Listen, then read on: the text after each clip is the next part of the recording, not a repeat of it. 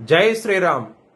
2022 నుంచి 2025 ఆగస్టు వరకు మొత్తం 18 ప్రెడిక్షన్స్ అనేవి ప్రూవ్ అయ్యాయి. ఇవన్నీ కింద డిస్క్రిప్షన్లో ఇవ్వడం జరుగుతోంది.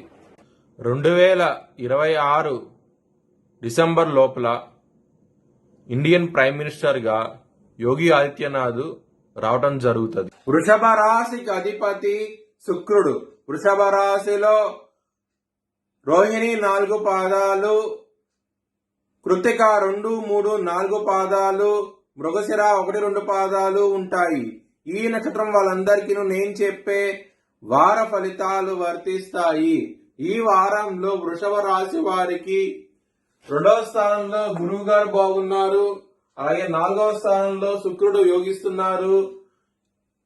6వ స్థానంలో కుజుడు యోగిస్తున్నారు. లాభస్థానంలో శని గారు యోగిస్తున్నారు. మొత్తం 4 గ్రహాలు యోగిస్తున్నాయి. వృషభ రాశి వారికి చాలా మంచి ఫలితాలు ఉంటాయి. శనివారం రోజున ముఖ్యమైన పని స్టార్ట్ చేస్తే కనుక ఖచ్చితంగా విజయం సాధించే అవకాశాలు ఎక్కువగా ఉన్నాయి. అలాగే సోమవారం రోజున, గురువారం రోజున ముఖ్యమైన పనులు స్టార్ట్ చేయకండి. స్టార్ట్ చేస్తే కనుక వ్యతిరేకత ఫలితాలు ఉంటాయి. ధన నష్టం వచ్చే అవకాశం ఉన్నది. కొంచెం జాగ్రత్త తీసుకోండి. మీరు కనుక గోధుమలు కనుక బ్రాహ్మణుడికి దానం చేస్తే కనుక చాలా మంచి ఫలితాలు ఉంటాయి. ఈ వారంలో లక్ష్మీదేవి టెంపుల్కి వెళ్ళండి. శుక్రవారం రోజున ఇంకా మంచి ఫలితాలంటూ ఉంటాయి. వృషభ రాశి వారికి లాభస్థానంలో శని గారు, అలాగే 2వ స్థానంలో గురువు గారు యోగిష్టం మూలంగా ధనపరంగా మాత్రం ఎటువంటి ఇష్యూస్ ఉండవు. చాలా మంచి ఫలితాలు ఉంటాయి. ఇక్కడ కుటుంబ స్థానంలో గురువు గారు ఉండటం మూలంగా మీకు చాలా మంచి ఫలితాలు ఉంటాయి. కుటుంబ పరంగా మాత్రం కుటుంబ సభ్యుల నుంచి మీకు సహకారాలు అంటూ అందుతాయి. మీకు చాలా ఆనందంగా ఉంటారు.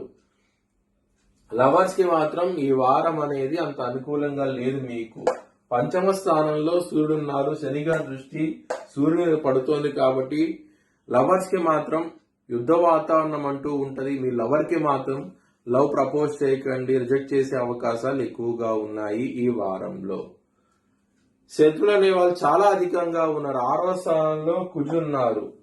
దీని మూలంగా కొంచెం ఇబ్బందులు ఎక్కువగా ఉంటాయి. శత్రువులతో మాత్రం జాగ్రత్తగా ఉండండి.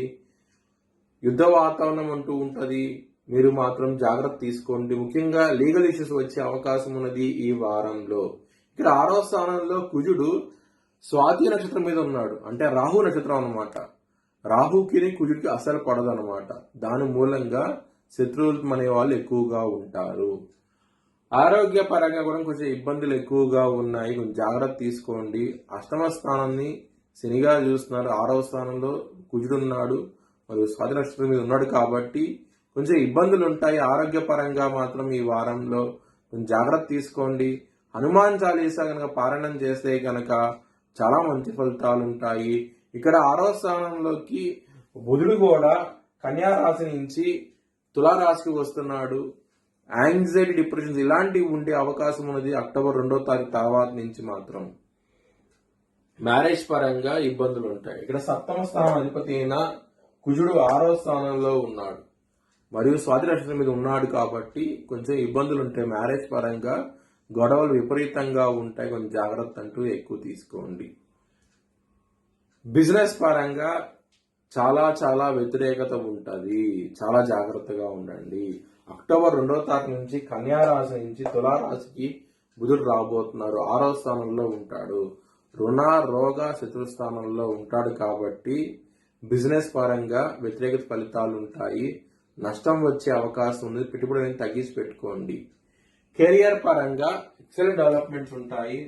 రాహు గారు 10వ స్థానంలో ఉన్నారు. ఆయనకి గురువు గారు, శుక్రుడు గారు కూడా దృష్టి ఉన్నది కాబట్టి 10వ స్థానం మీద మీకు కెరియర్ పరంగా మాత్రం ఎక్సలెంట్ డెవలప్మెంట్స్ ఉంటాయి. మీరు ఊహించని విధంగా మీకు లాభాలను చూస్తారు. ఈ వారంలో వృత్తిపరంగా మాత్రం చాలా ఆనందంగా ఉంటారు. మీ భవిష్యత్ వివరాల కోసమై హెచ్ఎల్ఎన్ జ్యోతిషాలను సంప్రదించండి. Please like, share and subscribe my channel.